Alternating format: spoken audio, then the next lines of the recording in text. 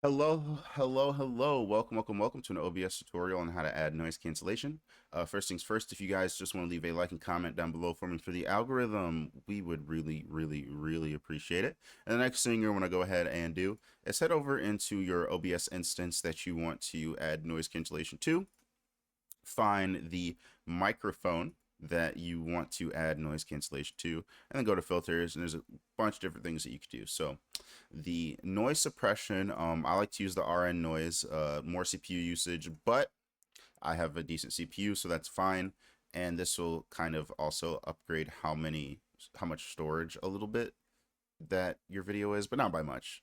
And then so this is going to be the easiest noise suppression. And then I like to use a compressor to kind of make my voice sound a little bit better with my microphone. And then that way, if I get really close, it does that. And there's a threshold, so no matter how loud that I talk, it won't go past that threshold as well. And then sometimes you can add a expander and a 3-band equalizer, but this is just to make your mic sound even better and doesn't really have anything to do with the noise suppression.